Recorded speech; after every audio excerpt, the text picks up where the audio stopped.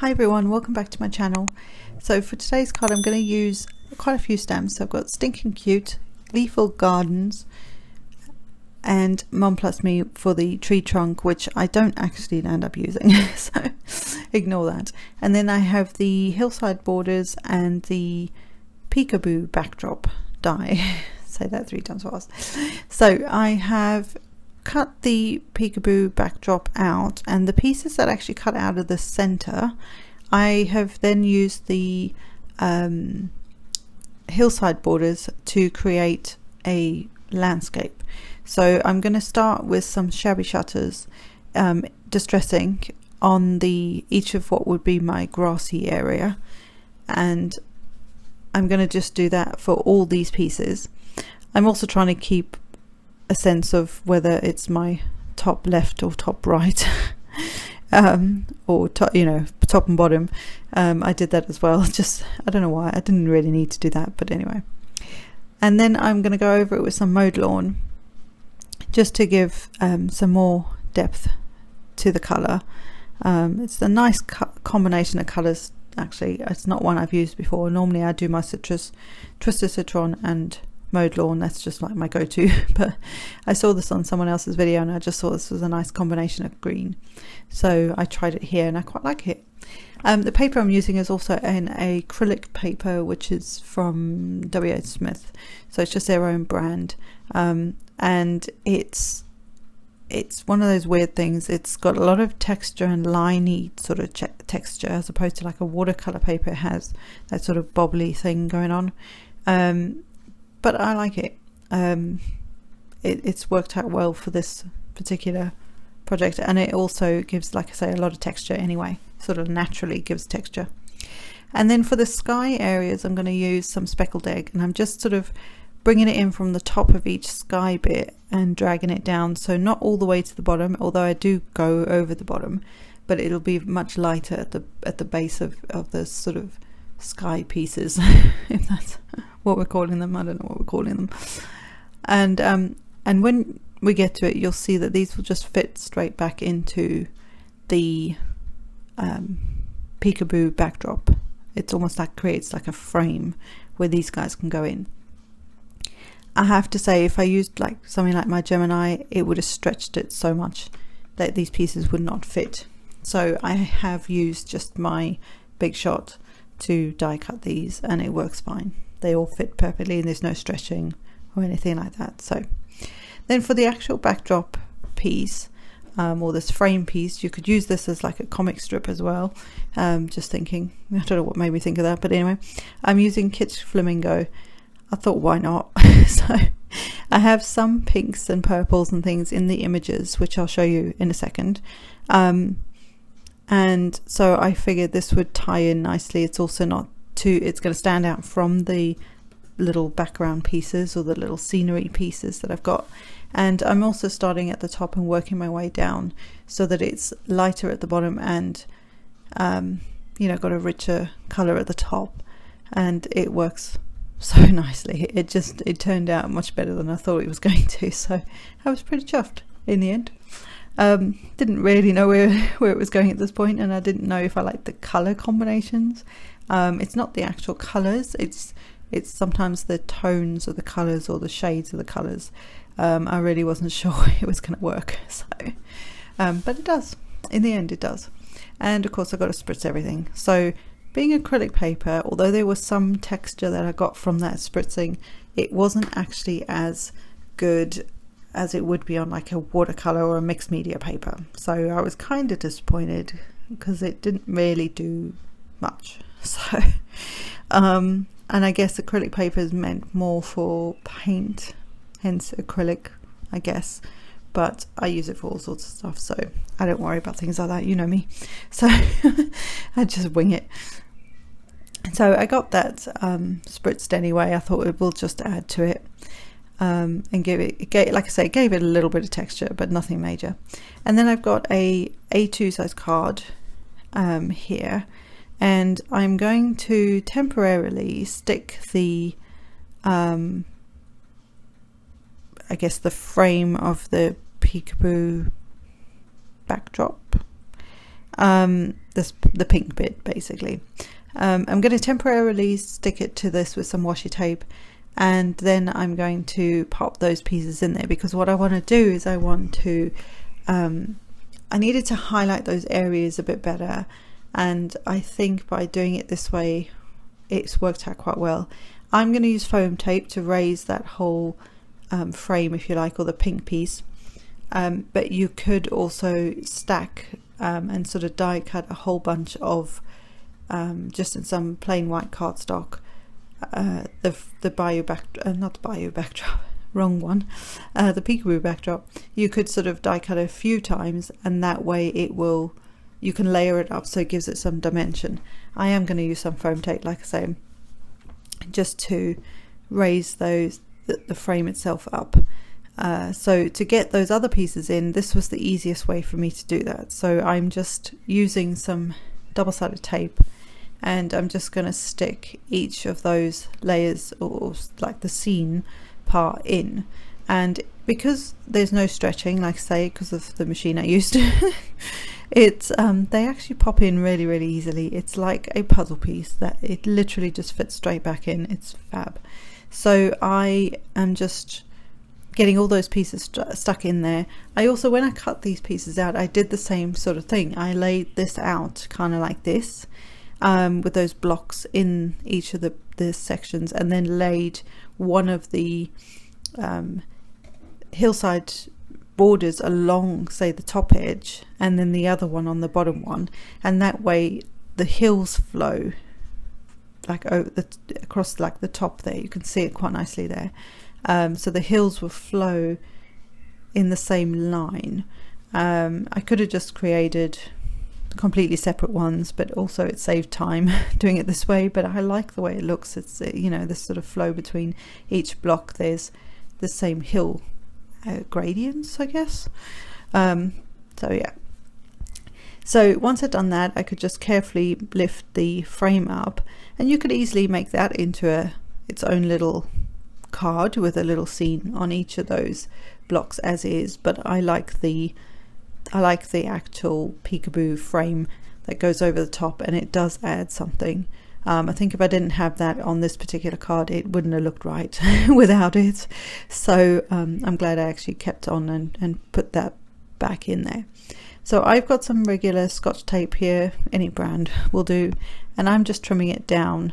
It's wider than I need, so I'm actually trimming it to fit my my card base. And it was actually really quite easy to see where I needed to put that because of those pieces that I've stuck down to create, like the little scenery pieces. It was really quite easy to actually know that I was in the right place. So and I actually found putting the foam on this way as opposed to putting it on the frame and then trying to put the frame on, this was much easier for me. I struggle with this sort of thing and have done a couple of times where I have put it on the frame and then I cannot line things up because the frame, naturally when you take the tape off the back, it wants to curl, and by curling I can't lie it flat to see where I'm going. Whereas putting the tape on the foam tape on the base piece, whether this is the front of your card or whether this is actually a separate base piece, it's so much easier to line up. Although you have to get above it, so apologies for the the nest that is my hair. But it was so much easier and super quick to line up and get on there, and it was just done. So that was a huge game changer for me. so and then I just rescored the edge of my card so that it would lie flatter. So for all these pieces, these are colored using Copic markers. I did that off camera because I try and add the coloring bit in, but it makes my videos very long, and it's also quite hard to film all of that weirdly enough. But yeah, so especially with cats. So what I wanted was some of the pieces to be hanging off the edge within that A2 frame, but sort of hanging off the edge. So sometimes I'm popping them up with some foam tape as well. Sometimes they're just flat adhesive, like the double-sided adhesive. and I just kind of went along and added them in. I kind of got a rough idea of where I wanted everything. So this top left one is the first one that I'm actually sticking down. The rest of them are all loose in there. So some of them I'm going to stick so that they are overlapping and they need the dimension to hold them up.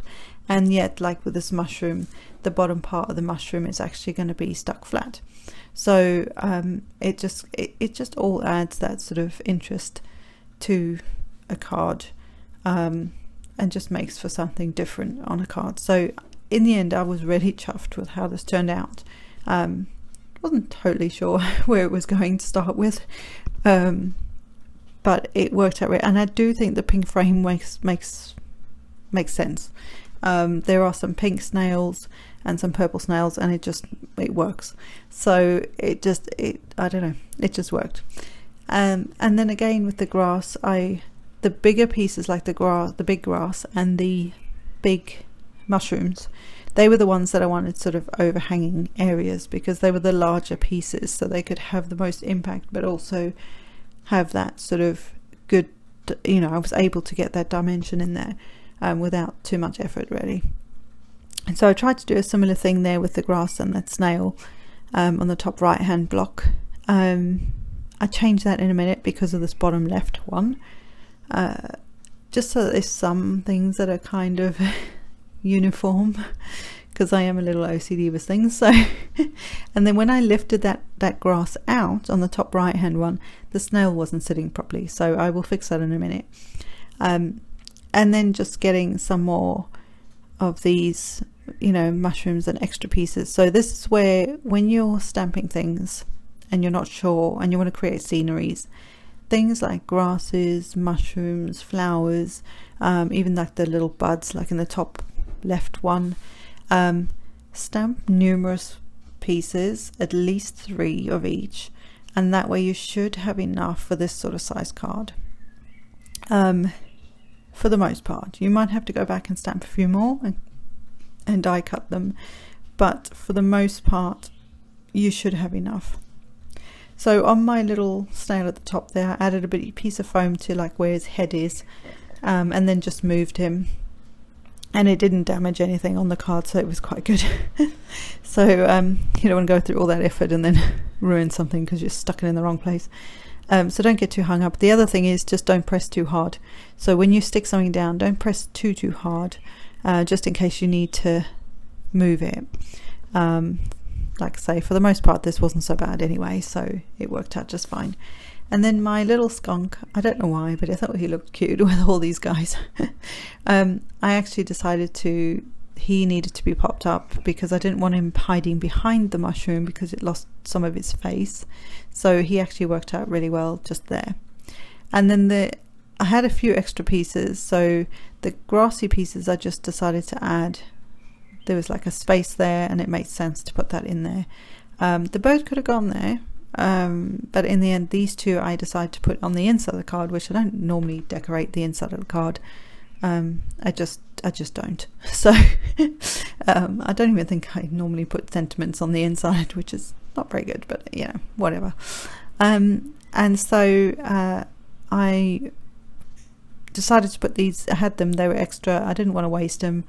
I'm not that kind of crafter that will keep things for the next project, because I'll be thinking something totally different, so color schemes will change and all that sort of stuff. So I didn't want to keep that for another project. I just used it on the inside.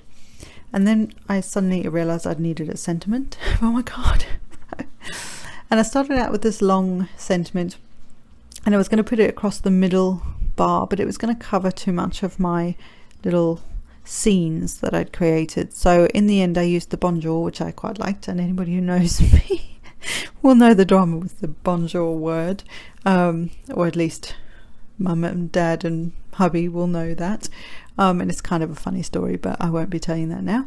And I just basically stamped it onto a white piece of cardstock, used my paper trimmer to trim around the edges so I had like an even-ish border, and then I used the same Kitsch Flamingo to ink the edges of it so it sort of blended in a bit more, and then used some crystal glaze on the mushrooms, like the white spots on the mushrooms, and a black Sakura gel pen on the eyes of all the creatures.